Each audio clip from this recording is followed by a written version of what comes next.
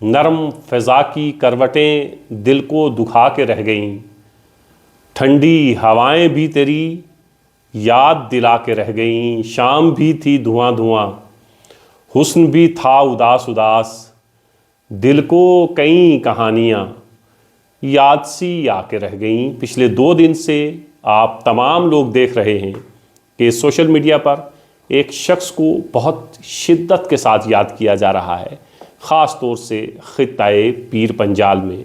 ये शख्स थे रशीद अहमद बांडे, जिन्हें हम तमाम लोग शब्बू भाई के नाम से पुकारा करते थे। 2 दिन पहले दिल की तकलीफ़ हुई, एक बड़े हस्पताल ले जाया गया, लेकिन सांसें जितनी मुक़द्दर में थीं उतनी वो ले पाए और इस दुनिया को छोड़कर चले गए। हम सबको उदास करके चले गए।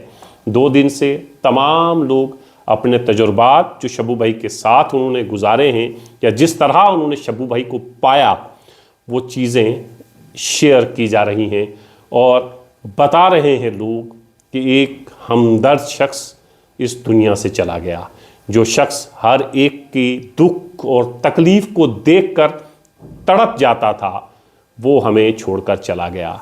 एक ऐसा शख्स जो दूसरे के आंखों में आंसू देखता था तो उसकी आंखें खुद नमनाक हो जाया करती थी, वो हमें छोड़कर चला गया। एक ऐसा शख्स जो डिस्ट्रिक्ट हॉस्पिटल पुंछ में अगर किसी एम्बुलेंस को जाते हुए देखता था तो उसके पीछे पीछे अस्पताल पहुंचता था, पता करता था कि इस शख्स को किसी चीज़ की ज़रूरत तो नहीं है। ये गरीब शख्स पैसों की वजह से लाइलाज न रह पाए। ये गरीब शख्स अगर यहाँ से किसी दूसरे अस्पताल में भेजना है, तो अगर उसकी माली हालत ठीक नहीं है तो उसके लिए ज़मीन पर बैठकर भीख मांगने से भी गुरेज नहीं करते थे। ये थे हमारे शब्बू भाई। और ये दोबारा वीडियो में इसलिए बना रहा हूँ, एक व्लॉग में पहले बना चुका हूँ। कल एक ऑडियो मैसेज मेरे पास पहुँचता है, ये शायद शब्बू भाई का आखिरी पैगाम था, आखिरी मैसेज था। ये ऑडियो आप सुनिए और फिर आप समझेंगे कि क्यों हम लोग शब्बू भाई को इस कदर याद कर रहे हैं, क्यों शब्बू भाई की कमी हमें इस कदर महसूस हो रही है। अस्सलामु अलैकुम वरहमतुल्लाहि वबरकातुहू। अल्लाह करे आप सब खैरियत से हों। मैं इंशाअल्लाह निकल रहा हूँ घर के लिए और दुआओं की दरख्वास्त है। तो दूसरा मसला ये था कि जो है स्कूल के, तो मैंने उनको कहा था कि आज जुमे में इंशाअल्लाह आपके लिए कुछ करवाएंगे यहाँ मस्जिद बगैला में। तो पहले तो बेचारा मजबूर हो गया कि ये वो, फिर कहने लगा अच्छा देख लो है ना। इसलिए सईद भाईजान आज किसी को नहीं कहना, तो कारी साहब आप वहाँ ऐलान में ये ज़रूर कहें कि हमारे स्कूल के मुलाजिम इस तरह उनके बेटे के साथ ये मामला है। तो 2-3 लड़कों की ड्यूटी लगा देना जो बाहर नमाज के बाद खड़े रह के चंदा करें दोनों गेटों पर, ताकि कुछ हमारी तरफ से भी कुछ हिस्सा हो जाए और अल्लाह ताला उस बच्चे को सेहत कामिला अजला दाइमा मुस्तक़बिल नसीब फरमाए। अस्सलाम वालेकुम। मैसेज आप सुन चुके। ये पैगाम वो जामिया ज़ियाउल उलूम के नाइब मोहतमीम अपने बड़े भाई मौलाना सईद अहमद हबीब को दे रहे हैं, अपने छोटे भाई कारी जमील साहब को दे रहे हैं कि एक शख्स है जो स्कूल में मुलाजिम है, जामिया ज़ियाउल उलूम का ही मुलाजिम है, गरीब है, बच्चे का इलाज करवाना है, पैसों की ज़रूरत है। तो आप बराए करम इस जुमा को, जो जुमा की नमाज होगी, उसमें चूँकि हज़ारों लोग इकट्ठा होते हैं, इज्तमाई एक नमाज होती है, जुमे में ज़्यादा भीड़ मस्जिद में होती है, तो आपने मस्जिद में इस शख्स के लिए चंदा करना है और बताना है लोगों को कि ये शख्स है, इसका बच्चा बीमार है और उसके लिए आपने तमाम लोगों ने अपना हिस्सा डालना है, ताकि वो इतने पैसे अपने पास जमा कर पाए कि अपने बच्चे का इलाज करवा सके। ये आखिरी मैसेज था जो शब्बू भाई ने अपने घर वालों को दिया था, लेकिन ये मैसेज हम तमाम लोगों के लिए है कि हम इस दुनिया में ज़िंदगी बसर करें तो किस तरह करें। अपने लिए तो तमाम लोग जीते हैं, जो भी इस दुनिया में है वो अपने लिए तो जीता ही जीता है। इंसान नहीं, हैवानात भी अपने लिए जीते हैं, लेकिन فرشتوں سے بڑھ کر ہے انسان ہونا، مگر اس میں لگتی ہے قیمت زیادہ۔ یہ جو انسان ہے، یہ جو اشرف المخلوقات ہے، کہ جتنی بھی مخلوقات اس کائنات میں ہیں، سب سے اشرف، سب سے اعلیٰ، سب سے بہترین جس کو خالق کائنات نے بنایا ہے وہ انسان ہے۔ تو پھر انسان صرف اس لیے پیدا تو نہیں کیا جا سکتا کہ وہ اپنی روزی روٹی کا انتظام کرے، اپنے لیے اچھا لباس پہنے، اپنے لیے ایک اچھا مکان ہو، نہیں۔ یہی مقصد انسان کے پیدا کرنے کا ہوتا تو پھر انسان کائنات سے یا کائنات میں جتنی باقی چیزیں بنائی گئی ہیں ان سے مختلف کیوں ہوتا؟ کیونکہ انسان درد رکھتا ہے، درد دل رکھتا ہے، اور انسان کو یہ اختیار دیا گیا ہے کہ انسان صرف اپنے لیے نہ جیے بلکہ دوسروں کے لیے جیے، دوسروں کے لیے اپنی زندگی صرف کرے۔ اسی جینے کو اصل جینا کہتے ہیں۔